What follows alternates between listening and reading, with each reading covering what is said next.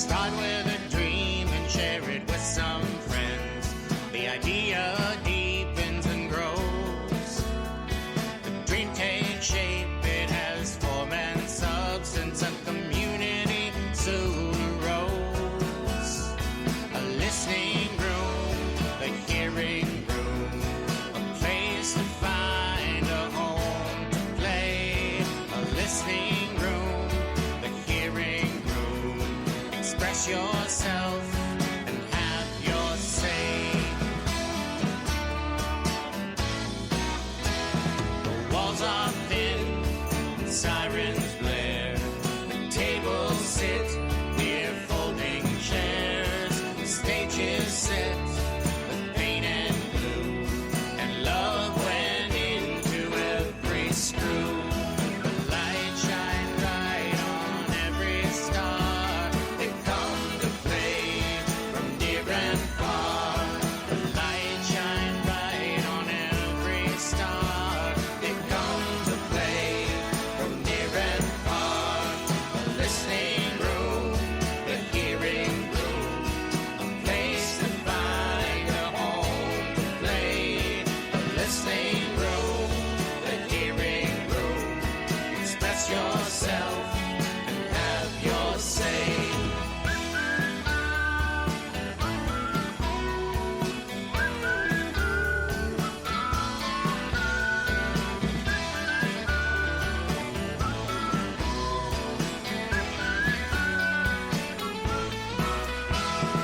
Hearing room, a listening room.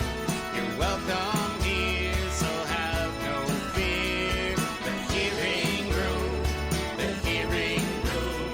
Come in, my friend, where art can bloom. And welcome to the Woodshed podcast. I'm Aaron Thornburg, and I'm here today with Chuck Williams. So we're going to talk in just a moment. But first, I wanted to mention all the great stuff at the Hearing Room. We have Mondays, the podcast. We also have the Blues Jam, which is actually going on right now. And we also have the Tuesday open mic, 7 to 10. We have the Wednesday Let's Have Words, which is 7 to 10 on Wednesday. Thursdays, we have the Singing Jam. And then we have on Fridays different events, like we have all kinds of things like that are like jam related or open mic related. For example, we have a Pink Floyd open mic that's coming up this Friday, and Saturday we have ukulele night this week. But often for Fridays we have jams like the acoustic jam, bluegrass jam. The acoustic jam is the first Friday of the month. Bluegrass jam is the third. And then we have the Sunday events, which is Sunday we have the drum circle, 12:30 to 1:30, and we have the open mic that I run 2 to 5. And there are different events that come then as well. So what you can do is you can go to hearingroom.net to find out more information. We also want to thank the Greenville Junction Shoppe, JUNKTION SHOPPE. The Greenville Junction Shop is available on the web at greenvillejunction.com and also on Facebook at Greenville Junction Shoppe. So go to the Greenville Junction Shop. It's an upcycling shop. You can get all kinds of used appliances, furniture, electronics, all kinds of cool stuff. And it's all available refurbished for you. So check it out. It's an upcycling shop, and it's awesome. So you can do that by either the website again, Greenville Junction Shoppe, or through greenvillejunction.com, and then you can also go to Greenville Junction Shoppe on Facebook. And they also do estate and garage clean out. And here we are with Chuck Williams. How are you doing today, Chuck? Great. Yeah, so other than my ordeal getting here. Yeah, Chuck had a little ordeal getting here, but you're here and you're ready to go. Yes, I am. So, first of all, where are you from? I'm originally from Toledo, Ohio, but I've lived in Massachusetts since 71. So I'm more of a Massachusetts guy than an Ohio guy. But Okay. I moved to Springfield back in '71, Okay. and I've been all over the state and then some since then. So are you you are more of a Massachusetts guy, but when did that happen? Like, did you grow up completely in Toledo? Or? Oh yeah, I grew up born and raised in Toledo, Ohio. Went through high school there, and started working for my Uncle Sam in the Army. Okay, not your actual Uncle Sam, but Exactly, Uncle Sam. yes. Yeah. So when you grew, I mean, I actually lived in Ohio a little while. I was in Cincinnati for a few years. So I was in Toledo. yeah, it's a nice place. It's quiet, a little quieter. Yeah, nice place to visit.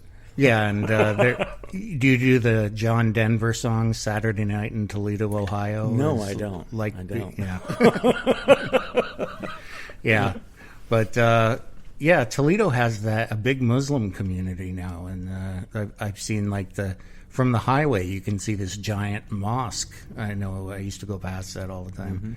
But what was it like growing up there? Did you do a lot of Midwestern things like fishing in the creek? And Definitely all of that. And compared to nowadays, it was a much simpler time.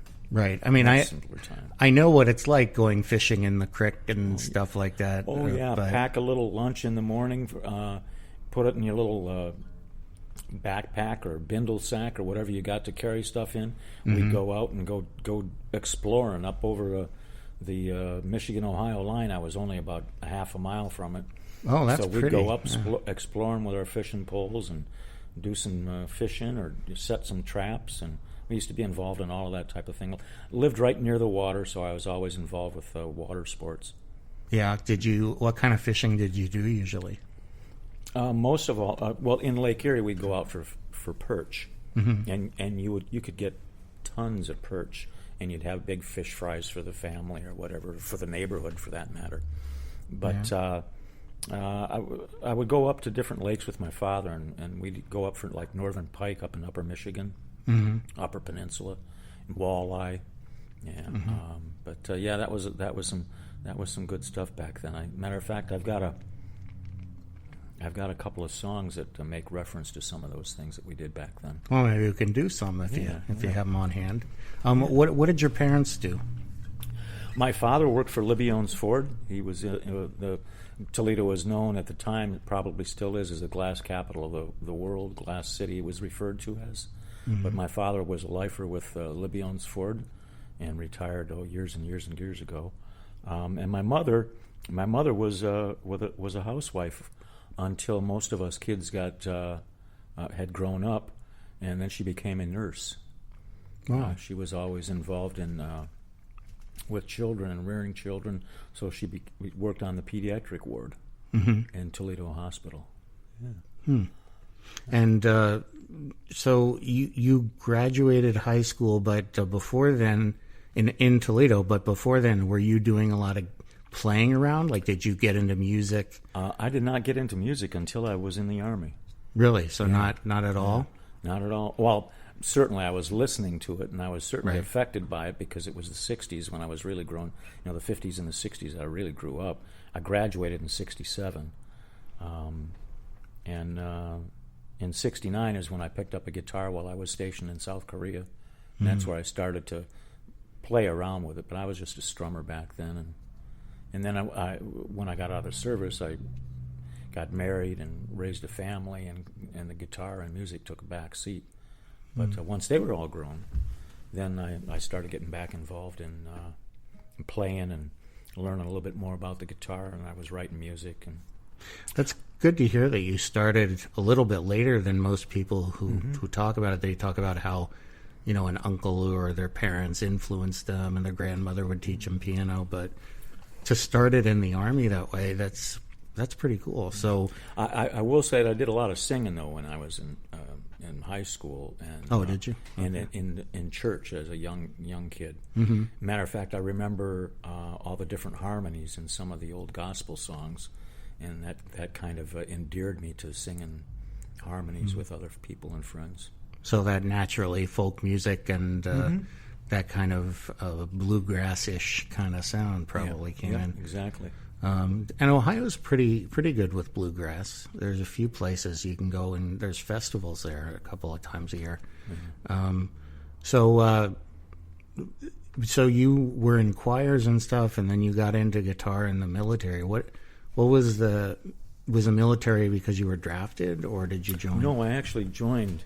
I joined in 1968 to avoid the lottery. I didn't want to be a 1A and wind up being shipped off to Vietnam. So I joined. They did some career counseling and found out what I had strengths in, and they put me into electronics. So when I was in South Korea, I was actually I maintained a radar data processing center that was connected to an Air Force radar that tracked air traffic throughout Southeast Asia back in '69 and '70 when I was there.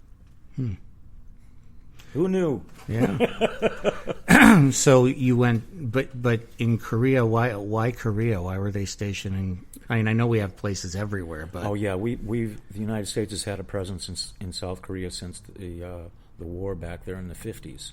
Yeah, were you sending a lot of people to Vietnam from Korea? Is that not really? No, no. If you were targeted for Nam, you went straight to Nam. Yeah, but that's just the way it was back then.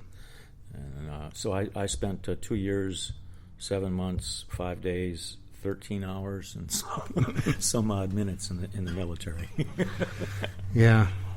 Do you did you make friends there and get some? Oh yeah.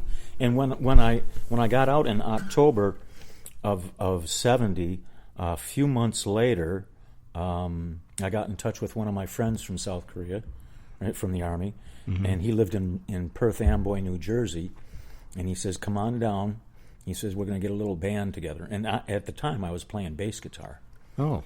So we had a little band going there in New Jersey for, I don't know, about 6 months, and then it fizzled, and we never really got got off the ground, so to speak. But at that point, I decided to come up here and see some friends in Massachusetts, and I wound up finding my roots. Cool. Yeah. So when you came up to Massachusetts, you had just come out of the Army. And you had this skill, which is electronics. Did you apply it immediately, or did you go to school, or what did you do at that point? I did apply it immediately, and I picked up a job working with a computer company in '71, but it was not something that was... My skills weren't as transferable as either I nor the company thought they would be. Oh, okay. But that training and everything, I pretty much left it behind me. Yeah. So you were working on the big, huge computers then, and well, yeah. You take a semi-trailer, that was the size. That was the office, and you'd walk in, and it had about a 3-foot aisle, and on the left side was the readout screens where you could see the radar traffic in the area. And on the right side, there was all these pull-out drawers that were all electronics. That was the computer system and radar data processing. And I was charged to maintain it and keep it up. That's what I did. And fortunately, it wasn't much hard work at all. It was in relatively good shape, and there are some days that we're basically just monitoring traffic. That's all, just checking it out. That's cool. Yeah. So, what did you do for music after? Like you said that you got up to Mass and that you were forming a band. Was that something you wanted to do full time at that point? Oh no, I didn't think so. I was nowhere near that level. I didn't think that it was going to be. I thought it would be some gigs here and there.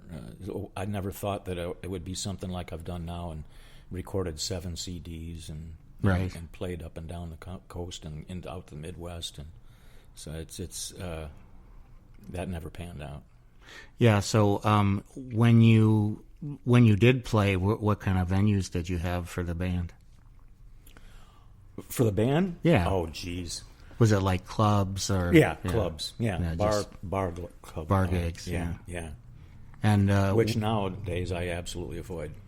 Yeah. Yeah, it's completely different music, different me. Right.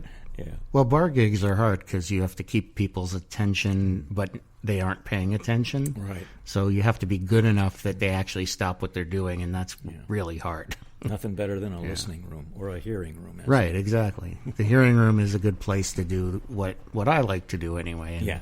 Yep. really get people to hear the songs. And you've got some good ones that I've heard from your CD. But you mentioned that you had a couple that were, what were we talking about? Something about growing up in Toledo. Oh, right? yeah. Well, there's one I have that's called Summer Fun that kind of says a lot about the things that I did back there in the day. I think I might be able to conjure that up. All right. Well, if you want to do it now, Sure. that would be good. Let's see if we can do that one. It's not one of them that I practiced today, but I think I can pull it off.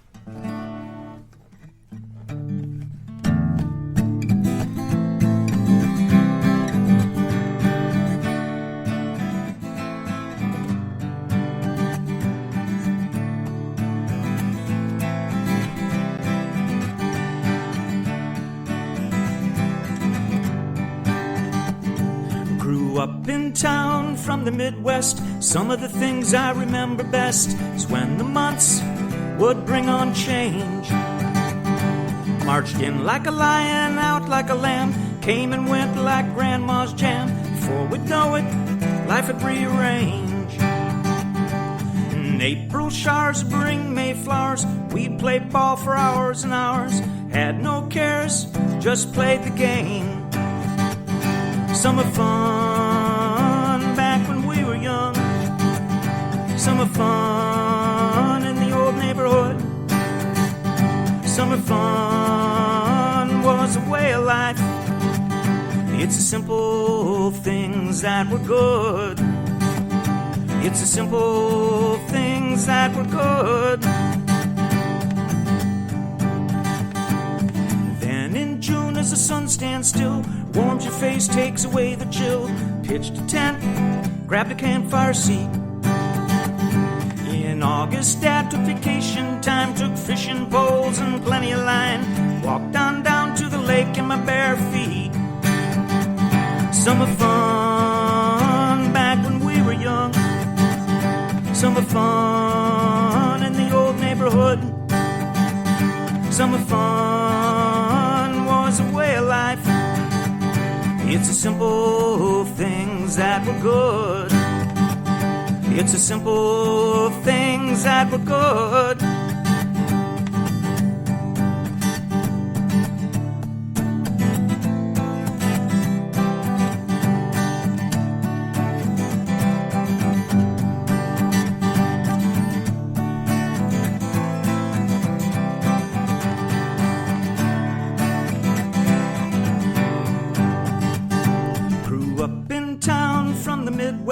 Some of the things I remember best is when the months would bring on change.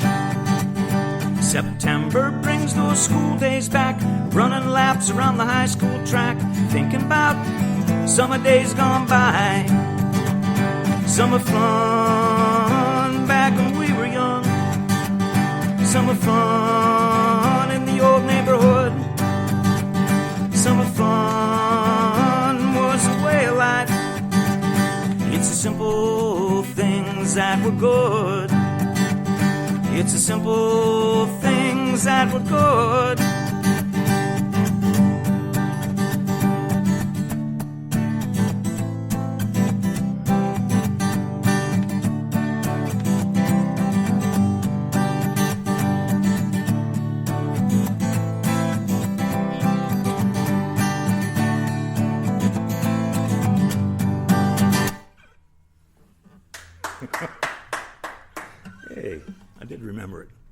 Sounded good.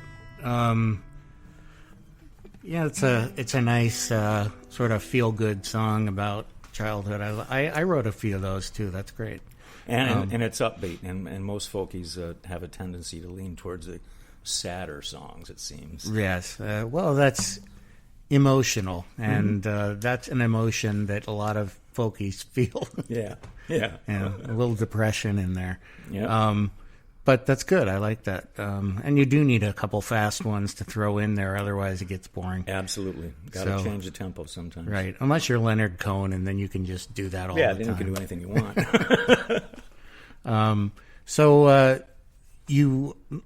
So you had another one about childhood or about Toledo? I'd kind of like to hear if you have it. Otherwise, we can do something else. No. I've got a song about a guy that lived in Toledo, but it's my hobo song about Steam Train Maury. All right. Well, that sounds interesting. I know I'd like to talk more, but I'd also like to hear that song. So why don't we hear that first? Okay. That is... What was the origin of the song? Well, the origin, it's an interesting story, is I was in Florida visiting my father, and he told me that a man named Maury Graham had passed away, and he was from Toledo, and he was known as Steam Train Maury. Mm-hmm. So I did some research and from the newspaper and on the internet, and I found out a lot about him. His name was Maury Graham. He was the 5-time king of the hobos, and they did a regular thing out in Britt, Iowa, where they had a national hobo convention. So what I wound up doing is I sent my song out to those folks, and they invited me out there to play at the National Hobo Convention in 2011. Wow! And it was all based on my song about Steam Train Maury, because nice. it was a look at Steam Train from his hobo days rather than some of the time that he spent in Toledo, Ohio. He was a stonemason, did a lot of the stone and cement work for Libion's Ford, and he was a big burly guy, white hair and white beard, and he used to play Santa Claus at some of the malls throughout the city back in the day. So he was quite a character. So I'll tell you a little bit more about him this way. Okay.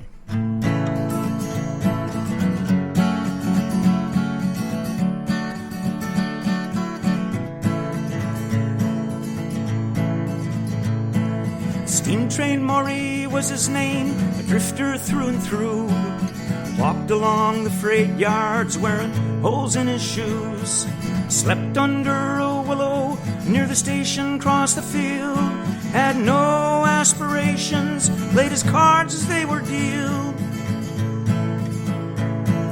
Times were different back then, easier it seemed. Had nothing but a pole sack and his traveling dreams. Wandered near the tracks, using what he could. Never harmed anyone, was always doing good.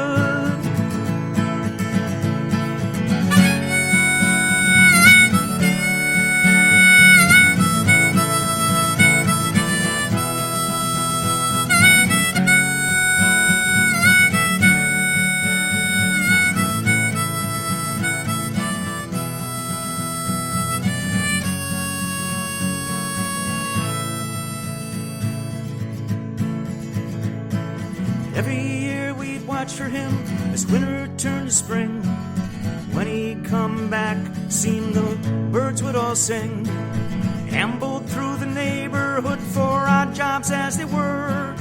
Where he ever came from, well, no one was sure. Done it all early in life, told his tale as it was. No reading in between the lines, laid it all down with trust. True stories were all he had, no mysteries were there. As we were told, he didn't have a care.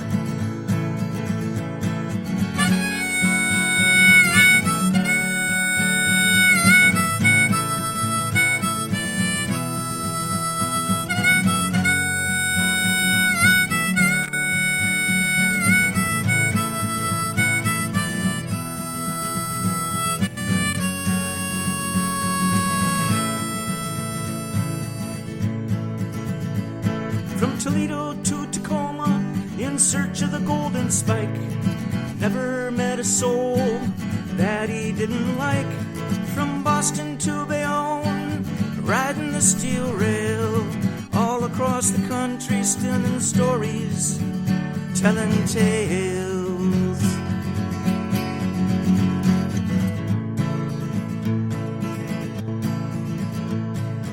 In the year of 69, the steam trains made the call.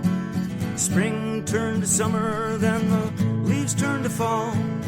Never saw Maury again, lived his life on that track, and all we ever found of him was his empty coal sack. Now all of the vagabonds sit around that cooking fire with stories about Maury that surely would inspire. And off in the distance, a westbound whistle blows. It was calling Maury, king of the hobos.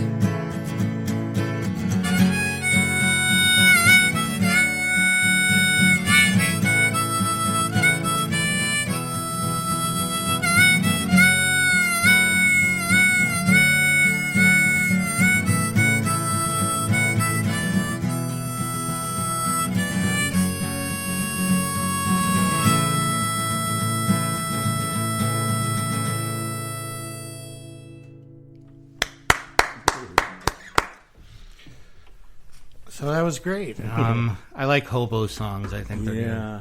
You know, I had a great time. I was out there in 2011, and then last year, I had written another hobo song called "Riders on the Rail." Mm-hmm. That's on my Stories I've Told CD, and they took a shine to that one and asked me to come back out. So last summer in August, I went back for the second time and played a show there for Friday and Saturday night. And I just had it's just a wonderful experience going there. It's a real adventure. Right? Yeah, it was a real adventure. So Chuck, you have the hobo song down, and do you like look at all of the things you're supposed to have as a folk musician and try to get one of each, like train song, shipwreck song, all the different. No.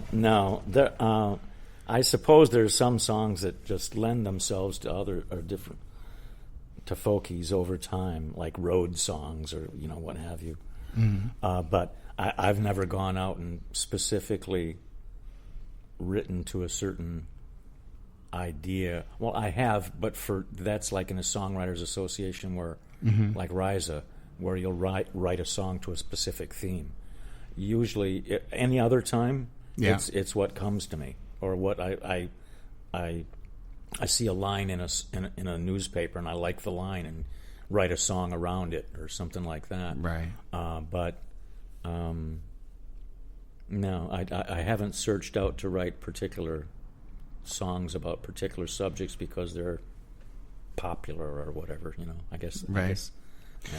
Well, that's not me. Why don't we talk about RISA? Because you've been very active in RISA. Are you still on the board? No, I am not. It was 2 years ago that actually it was 3 years ago that I told them I was going to resign, but they didn't let me do it until 2 years ago. I was on the board either as just a board member or as the president for about 9 years. Okay. Well, we've talked about RISA a little bit, but just to make sure, you want to tell people a little about what it is? Rhode Island Songwriters Association, RISA, is an organization of songwriters and aspiring songwriters. The organization has several venues throughout Massachusetts and Rhode Island where we do songwriters in the round, where we'd have four artists that would do four rounds of a set. And one of the songs would be written to a theme. We have several organizations like that. We have a place called the Brooklyn Coffee Tea House in Providence that does showcases. We have a place in Sandy Woods down in Tiverton, Rhode Island that does a songwriter showcases. So we have venues throughout the area for opportunities to perform. We have. Notice I still say we. Yeah. We have workshops. We've been involved with the New England Regional Folk Alliance and did a local conference a few years back. And we have songwriters that go to the NERFA conference every year. But basically, it's a community of like-minded songwriters or aspiring songwriters that just want to play guitar or piano or what have they for an instrument and have their music heard. Yeah. Well, when you became a member, was it brand new or? Oh no, Risa. We had, I think it was the 20th anniversary just last year. So the organization has grown considerably over the years.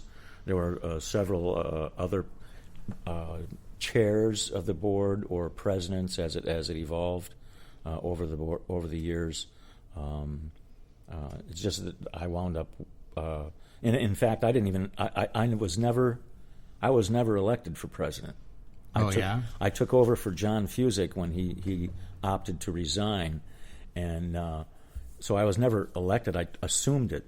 I was reelected, but I was never elected. Well, reelected counts. Yes, I mean, I that means that means somebody liked you. I don't know. So, and it stands for Rhode Island Songwriters Association, RISA. And they have a website that's risongwriters.com that can give you all the information you need. Yeah, and I'm a member too. Yes, I know. So, but I just wanted to tell everybody. Yeah. Yes, it's not expensive to join, and it's worth it because you're supporting other songwriters and you get other connections between people. It's great. Yeah. You have a couple sort of semi-famous people who joined as well. Not going to mention. You can go to the list and look. But I know there's a few of the local folk musicians and some who are a little beyond local. Mm-hmm. So it's pretty cool. Right now I believe there's probably about 150 members to it right now. Mm-hmm. And I mean, I've been to some of the events, but they're mostly in Providence that you hold them. But the Massachusetts events, we have Serendipity, and the Hearing Room did a few. I think we had a little trouble with those early on. We did a bunch, but the problem is we weren't getting enough people for them. But I know AS220 is pretty solid. AS220 is solid, and Serendipity. Matter of fact, I'm playing Serendipity. I think it's May 13th, May 15th, something like that. Yeah, that's in Maynard, Mass. Yes. So the songwriter stuff at AS220, was that format sort of spearheaded by RISA, or did you pull that from something else? That was brought to us, oh my goodness. And by format, I should say, I'm talking about the format of 3 songwriters or more. Usually you have more. That's an old Nashville standard. Oh, the Nashville style. Yeah. Okay. And they do that. Well, for instance, the Bluebird Cafe is known for doing their songwriters in the round. Right. They actually do a songwriter literally in the round, because I know they put everybody around a table. Yeah. Sort of like we are doing the podcast right now, except there would be 3 of us or 4 of us, and you sit around the table and stare at each other rather than the audience. And so really, songwriters have their backs to the audience. That's not how AS220 does it. Mm-hmm. But so you just got that from Nashville, the style. And it came to us, and I'm racking my brain. This guy was one of the early people with the organization, and it was his idea. He brought from Syracuse via Nashville. Oh, okay. And if I remember his name in this process, I'll be sure to mention it to you. But I'm racking my brain. I can't quite. Well, I know Syracuse has some stuff at the university. They do the folk. My parents happen to live there, so I know a little about Syracuse. Yeah. But that's pretty cool. If you think of his name, let me know. Yeah, I will. I think he's still there doing it because somebody who's very folky. He's from Boston area. Yeah. Yeah. And I am so embarrassed that I can't remember his name. Well, we'll look it up. So, what happened in your life before you started doing songwriting again? You got married, you had kids, and did the whole thing. I have 5 boys and 13 grandchildren. That's a lot of grandchildren. You were busy. Yes. So what's the you got? I guess you got out of the electronics area and you did something else. What else? I did was you in the work retail world for 43 years. I started out in running or working in stores. I became a department manager, assistant manager, store manager, district manager, and for the last 15 years I was in the corporate office managing inventory and sales figures for the stores to help them replenish their stock all the time. Can you say what store or no? Well, initially I spent 23 years with Bradley's, which is no longer here. Right. I left them in 93 and I joined Christmas tree shops. Oh, really? And I worked for them for 16 years initially as just a private company, but then we became part of the Bread, Bath & Beyond company. Yeah, I noticed that recently. They had some kind of sign that looked odd next to it. It was Christmas tree and more or something. Christmas tree shops and all that. Oh, and all that. Yeah, That's yeah. what it was. They've retrofitted some of the stores.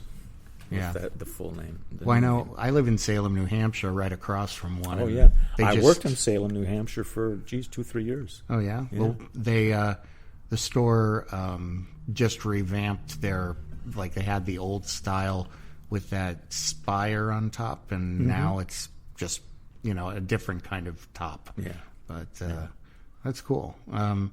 So when you look for inventory and stuff, you decided what to buy, or that was just No, checking I had up to date and information about what we owned, what we had on order, what we were bringing in for the next season, so that I would literally plan out inventory guidelines that would assist the stores to meet their sales volume expectations.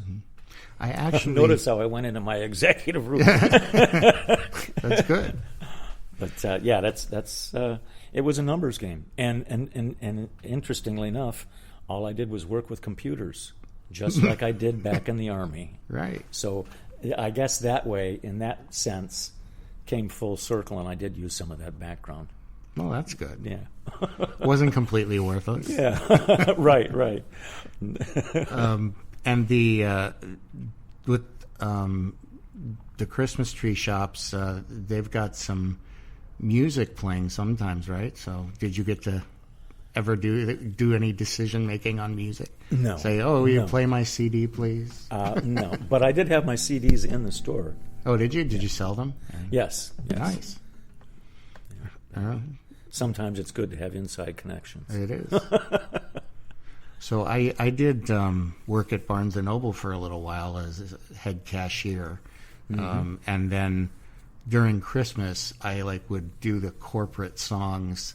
I would do Christmas carols, but I would change all the words to be for the store. Did you ever work on stuff like that? Or? I would do some songs just for a little bit of break and entertainment at mini conferences that we would have. We would have a meeting of all the merchandise managers in the company and roll out all the new merchandise that was coming up for the upcoming season. So I got a chance to play a few songs like that. I did write one about a bunch of the buyers and a bunch of the just internal stuff about Christmas tree shops, but that's an old song that I wouldn't even try to do. I couldn't even remember anything about it. But it inspired a song or two, I think. Yeah, I mean, for me, I think that having that in my life, music, I had to apply it to everything. Oh, yeah. I mean, if you're really interested in playing, you take every opportunity to do it. Oh, And, yeah. That's why I was wondering. But then you retired and you started playing again. So how did that happen? Where did you go to first? Well, actually, when I moved in the retail organizations, a lot of times in order to climb the ladder, you have to relocate to different places. So I was working in the Holyoke store, and they transferred me to Salem, New Hampshire. And at the time, I had just gotten divorced. My kids were all grown. So I moved up, and I had all kinds of time on my hands, and that was in '99. And that's when I started recording. I had written a lot in the previous years, and I always played, but, just like family picnics and hangouts like that, no big deal. Yeah. But in '99, I did my first CD, and I started spitting them out. I did 2000, 2002, 2004, 2006, 8, 10, and then I became involved with Ryza, and for 7, 8 years, I didn't record anything. Wow. And then I recorded stories I've told that had the most success relative to whatever that might be to you or anybody. That was the best album that I was able to put out. And it's got some of my best songs, I believe, and I've been told that. And it got international airplay. Nice. It made it to, this is my claim to fame, it made it to number 38 on the Folk International Top Album chart in January of 18. And by February of 18, it had totally slipped off the charts. But it was a thrill. But it was there. It was a thrill, yes, it was. So when you recorded, what year was that? So when I recorded the first one, yeah. Oh, the first album, yeah. Yeah, I recorded it in '99 and released it in 2000. Okay. So, and you've recorded 7 since then? 7 albums, yeah. Wow, that's pretty good. So when you start recording, who did you go to? What studio? Well, for years I was working with Mike Higgins out of Taunton, Mass. He had a recording studio in his barn out back, and it was called Zone Recording. And he and I did the whole albums with additional player. I think it was Louis Lehman that did my bass work on it that year. That was 2006. Was Smart Too Late, Old Too Soon. That was the name of the album. Actually, yeah, that was in 2006. But when I was up in Salem, here's another name. Salem, New Hampshire? Yeah, in Salem, New Hampshire, there was a recording studio on the upstairs level, right there on Route 28, like a couple of minutes from the store. Yeah, well, in Salem, everything's a couple of minutes from everything else. Project Sound, it was called. Oh, yeah? Yeah. The guy was brilliant. I learned an awful lot about recording from him. Right. So I did an album called Puppet Show with him, and then I'm not sure what the next one was. I'm drawing blanks on a couple of these things. Beyond the Berkshires was the next one. These are out of rotation, so to speak, out of circulation is what I really meant. And I did Trilogy. Then I wound up with Mike Higgins with Smart Too Late and Lightning in a Bottle. And then I did Stories I've Told. I did it with John Mayu from a studio called Bongo Beach Productions. Now, John Mayu he's been nominated for Grammys for his work with Duke Robillard, blues player. So he was really something, and that's the album that I wound up getting more recognition on than I'd had on the previous efforts. Yeah. So, why don't you play one of your songs from the first album, if you would? From the first album? Okay, well, you don't have to. I don't do those. Okay. They were... Because I think I have that one. Really? Yeah, that's good. You mean Smart Too Late, Old Too Soon? You could try it, sure. No, I was just asking a question. No, stories I've told. Oh, stories I've told. Yeah, that's the- I'd be glad to do that one. Yeah, absolutely. Matter of fact, I've been doing a lot of that, and two of those songs wound up getting me down in the South Florida Folk Festival's songwriting contest 2 years ago. So I'll do Backyard Oak Tree. Okay. This is I live in a house that's almost 200 years old. It'll be 200 years old in 2024, and it has ghosts. Wow. And one time I came into the house and I saw a ghost, and he was standing there up against the wall. He was tall. He had dark hair, a little black beard, wore totally black clothes, and was wearing a stovepipe hat. And it was Abe Lincoln. I swear it was Abe Lincoln. And for a couple of years, I thought I was maybe seeing things or whatever. But I had a contractor come into the house, put in some new sheetrock for the ceilings, and he came running out of the house one day, and he says, "You won't believe what I just saw." I said, "What'd you see?" He says, "I saw a ghost." This was the house in Rhode Island? No, this in Mattapoisett, where I live. Oh, in Mattapoisett. Yeah. Okay. And he said he was tall, he was black, he had a little wispy black beard, wore black clothes, and was carrying a stovepipe hat. And it's crazy. I couldn't believe it. So I did some research. In 1848, Abe Lincoln did a stump speeches throughout the state of Massachusetts for the Whig Party. One of the stump speeches was on Williams Street in New Bedford at the Shaker Hall there. Oh, yeah? So he was within 6 miles of our house. I'm not sure how he appeared there as a ghost, but surely he did. So this song is called Backyard Oak Tree, and it's a song about the oak tree from the oak tree's perspective. Okay. But what you'll find is that Abe Lincoln kind of slips into the song, too. Okay.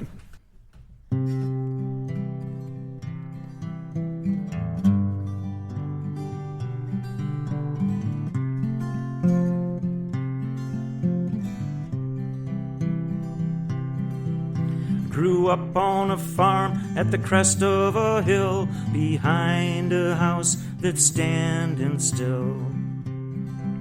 Stretched out to the east and to the west, reached to the sun so I'd look my best.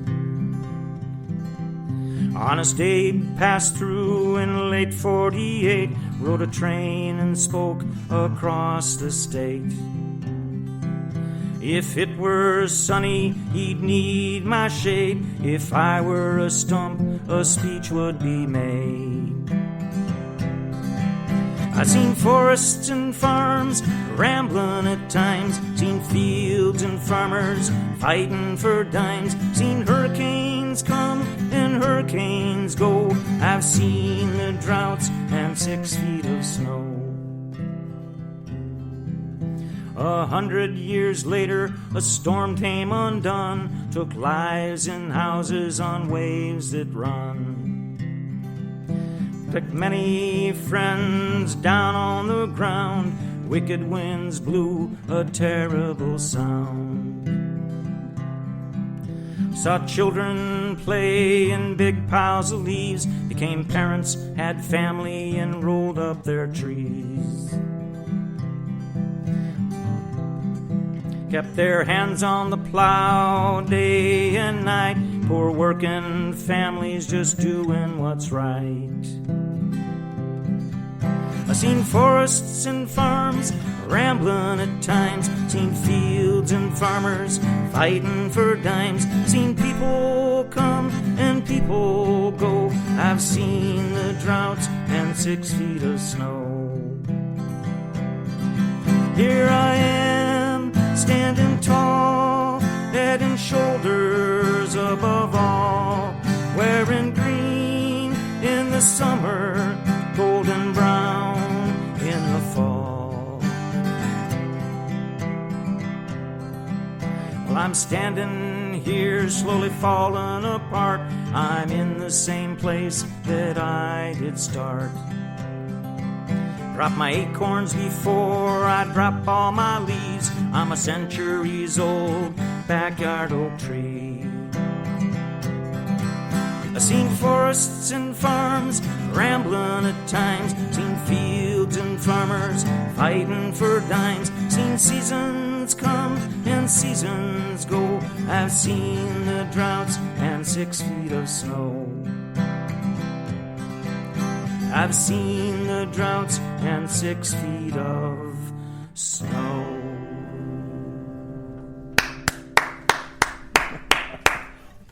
So you wrote that after the Ghost? Oh, that, yeah. And that was your inspiration? Yeah, and I always wanted to write a song about the tree, but I just couldn't get a handle on how I would do it. And then I talked to one of my friends and fellow songwriters, Michael Troy, and he says, "Well, geez, why don't you try to write it from the tree's perspective?" Yeah. So when a great songwriter like Michael Troy gives you a suggestion like that, you run with it. Yeah, it seems to have worked out. Yeah, so. yeah. I really I enjoy doing that, especially when I remember all the words. Yeah. Well, we're going to take a short break here, and then we'll come back and we'll talk a little more. Okay. And now we have a little bit to say about the Hearing Room. You should think about joining the Hearing Room. It's $100 a month, and the Hearing Room is a great place to come meet other musicians and play and sing and have a great time. And there's also some shows here, all kinds of things like I discussed at the beginning of the show. But what you can do is go to our website, hearingroom.net, click on membership, and you can join. And what that does is it allows us to stay open. It allows us to have the rent and the utilities taken care of so that we don't have to worry about it. So please join us, and you can become a part of the community. You can help out. And you can also take advantage of our T-shirts, which you can get with your membership, and also a membership card. And we also want to thank the Greenville Junction Shoppy. As I said before, Greenville Junction Shop is an upcycling shop, and they're a great place to go for all your upcycling needs. So they have things for sale that have been refurbished, and there are things from furniture to household appliances, to electronics, to all kinds of stuff, and you never know what to expect there. So check that out. They're Greenville Junction, JUNKTION.com, and also at Greenville Junction Shoppy at the Facebook page. And also they have stuff on Facebook Marketplace, and they have a lot of items that you can go see in their new showroom, which is opening soon. So keep an eye on that. I'll definitely announce it on the show. The showroom is going to be in downtown Greenville, New Hampshire. So check that out. Okay, we're back. So Chuck, what's more recent? Do you have some more recent stuff you wanted to do? I do. I have one that's new, and it's a song that I wrote with one of my co-writers that I work with, Ralph DeFlorio. Oh, great! He might be here tonight. We'll see. Yeah. I was hoping I could come up with some way to get with him. But, you should stay for the. We're recording this before the Blues Jam. You could actually stay and play if you like. Might happen. Yeah. And Ralph might be here too. Yeah. So Ralph and I a lot of times will come up with an idea, and I'll write a little thing and send it to him on email, and he'll write a thing and send it to me, and then I'll tweak his, and he'll tweak mine, and before you know it, we've got a storyline, because we've written several songs together. So this one is called "Spark of Light," and well,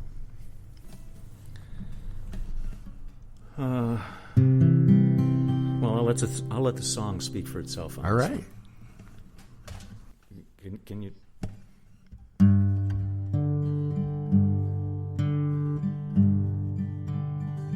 I feel the cold throw through my clothes. They're torn and worn like me. I will be here till I am old. I still dream of what might be. It seems to me be gone for so long. Don't know where the next turn leads. I'll keep on. Hope is my bond. Love gives me all I need. A spark of light in a world of darkness.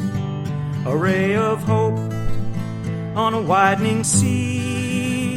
A dove of peace on a path of passion. A place to go in harmony. Every road holds its own code. Every hand helped guide me on. And everyone that I did know helped see how I belong. A spark of light in a world of darkness. A ray of hope on a widening sea. A dove of peace on a path of passion. A place to go in harmony. Everywhere I go, hope surrounds everybody whose love grows strong. Now every time I'm down and low, I see their smiles and hear their song. A spark of light in a world of darkness. A ray of hope on a widening sea. A dove of peace on a path of passion. A place to go in harmony. A place to go in harmony.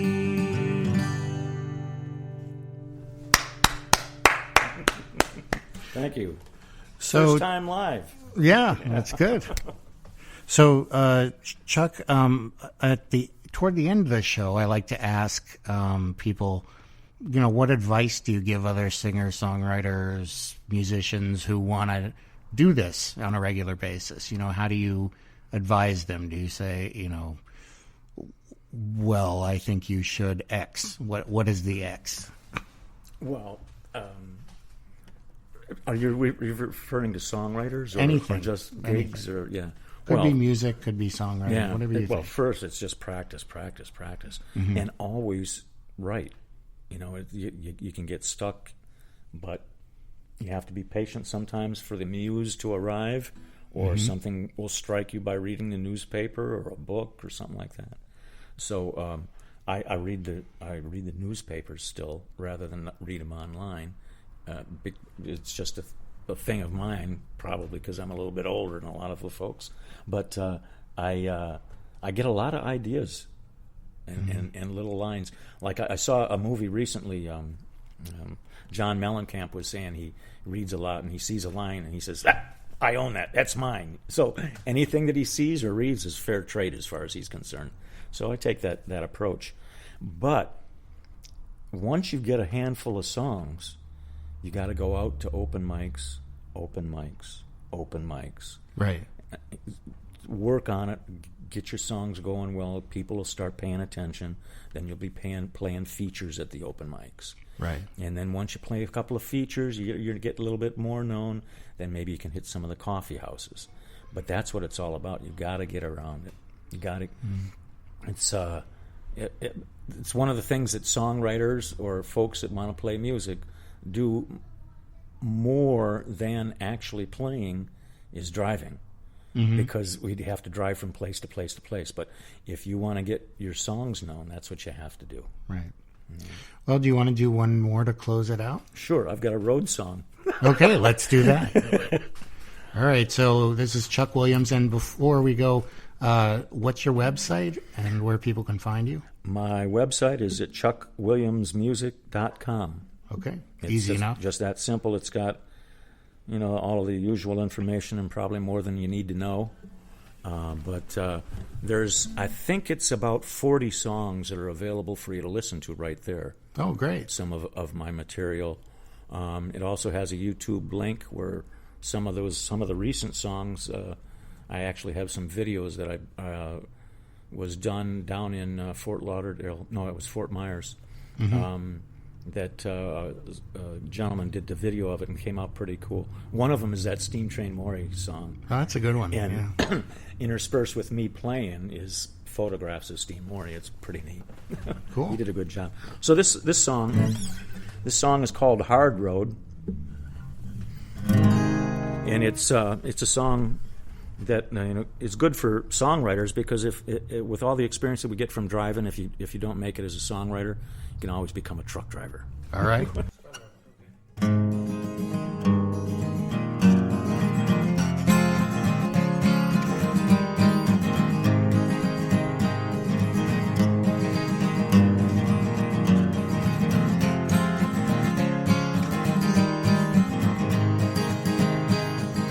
Thunderclouds off to the west are blacker than the night.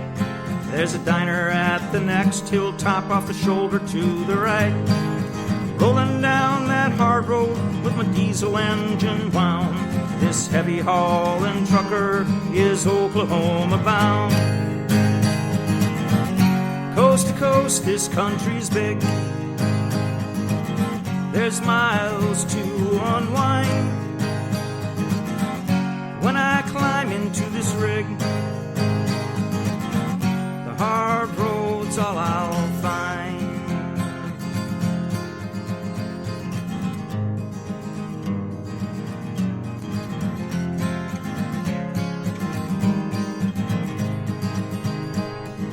Back and forth 1,000,000 miles across the Great Divide. I think I'll stop and rest a while. Fatigue is hard to hide. Rolling down that hard road, chasing that thin white line. Destiny has marked my way, it's printed on a sign. Coast to coast, this country's big. There's miles to unwind. When I climb into this rig, the hard road's all I'll find.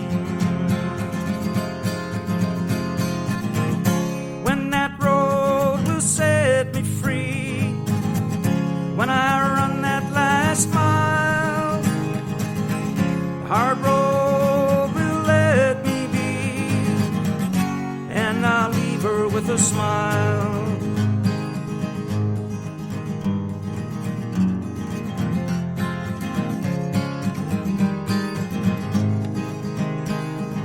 Back and forth 1,000,000 miles across the Great Divide. I think I'll stop and rest a while. Fatigue is hard to hide. Rolling down that hard road, chasing that thin white line. Destiny has marked my way, it's printed on a sign. Coast to coast, this country's big. There's miles to unwind. When I climb into this rig,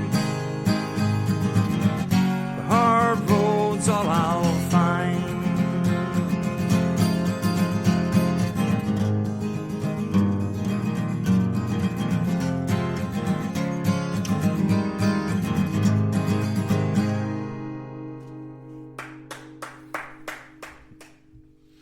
All right. Well, thank you, Chuck, for coming today. It was fun. Yes, it was. And I know you had a bit of a rough time getting here. I've forgotten about it already. Yeah, all right.